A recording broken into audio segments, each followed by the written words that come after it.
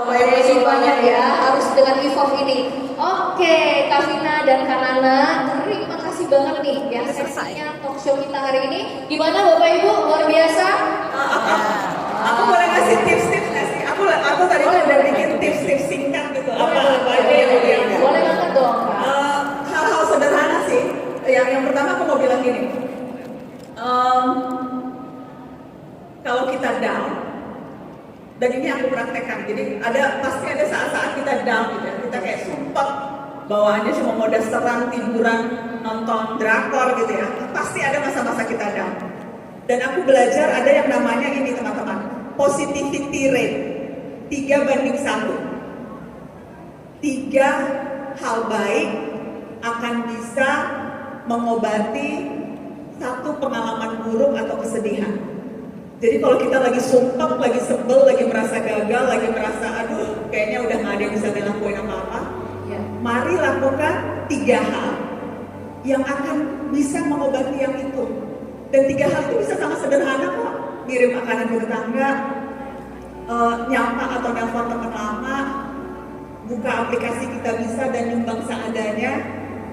Cari 3 hal yang akan bisa mengobati 1 hal. Karena sekali lagi teorinya positivity rate, 3 hal baik untuk 1 kesedihan yang dialami. Itu tips kalau mau down, kalau lagi down. Dan aku juga mau kasih tips-tips sederhana, karena aku selalu percaya untuk berdaya kita harus berupaya. Yes. Jadi mari siapin amunisinya. Belajar. Dan mana aja. Baca buku. Buku itu akan membuat kita punya kedalaman imajinasi, keluasan hati, sehingga kita tidak mudah diprovokasi. Baca buku teman-teman, itu yang pertama. Yang kedua, ambil inisiatif. Jangan nunggu teman. Kita sekali-sekali yang mencoba, kita yang menginisiat, kita yang mengajak orang melakukan sesuatu, memulai sesuatu. Ikut organisasi, gabung komunitas, gabung klub, kenalan sama orang baru. Mari mengasah rasa. Baca novel. Novel itu akan membuat kita jadi orang yang punya empati yang lebih besar loh. Karena kan kalau baca novel kita akan berada dalam situasi dan melihat karakter-karakter mengambil sikap tertentu ya. Kita mungkin nggak pernah diduain. Kalau kita baca novel cinta orang yang diduain, kita akan bisa menyelami perasaan orang yang diduain. Kita mungkin nggak pernah berada dalam situasi sedemikian berat ketika kehilangan orang terdekat. Baca novel yang bercerita tentang itu, kita akan berempati. Jadi sekali lagi, mari mengasah rasa dengan membaca novel. Baca novel itu luar biasa. Yang kedua, kalau boleh baca buku puisi. Puisi-puisi kita tuh indah-indah, puisinya Eyang Sapardi, puisinya Djoko Pinurbo. Kalau kita rajin baca puisi, diksi kita, pilihan kata kita juga beragam. Semakin beragam kosakata yang kita punya, semakin artikulat kita dalam berkomunikasi, semakin mudah kita meyakinkan orang lain.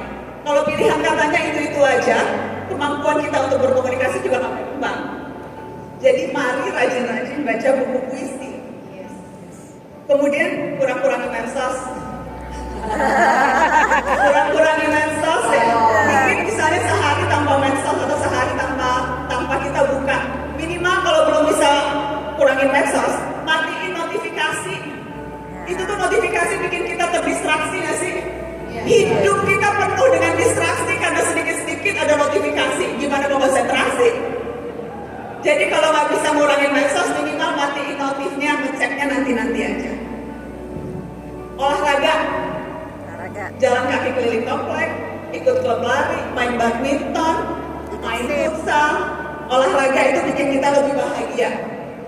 Buat yang teman-teman perempuan, belajar make up yuk. Oke. Belajar make up.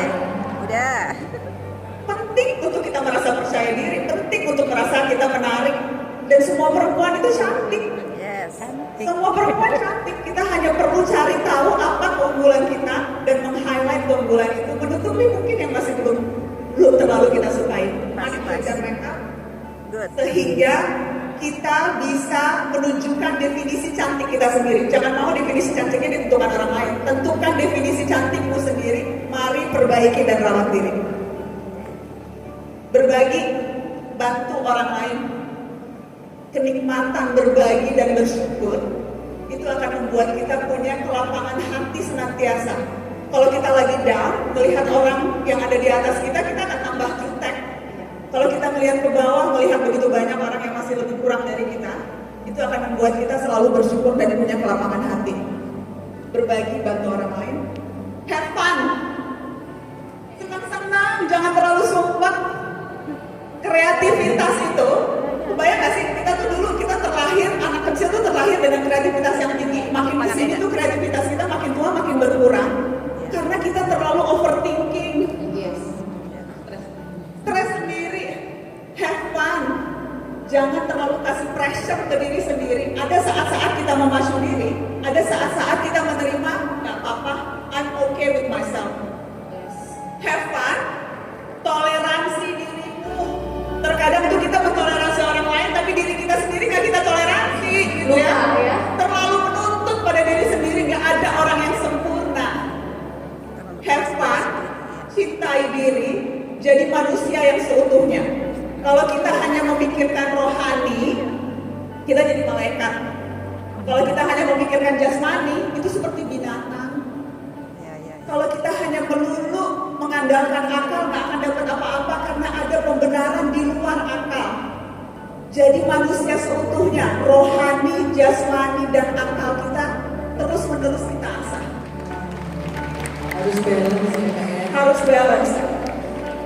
Dan sekali lagi, jangan baperan. Bukan cuma lo yang punya perasaan. Semua orang juga punya perasaan. Jadi mari nikmati hidup dengan menjadi manusia seutuhnya, berbagi pada orang lain, bersenang-senang, kerja, saling dukung, jangan saling julid. Biasanya sama perempuan tuh suka iri-irian. Jangan julid-julitan. Masa sih kita yang lebih sensitif, yang lebih gampang cemburuan, justru sengaja memancing kemarahan perempuan lain? Mari bertepuk tangan pada kesuksesan orang lain. Let's fix each other crown. Let's fix each other crown.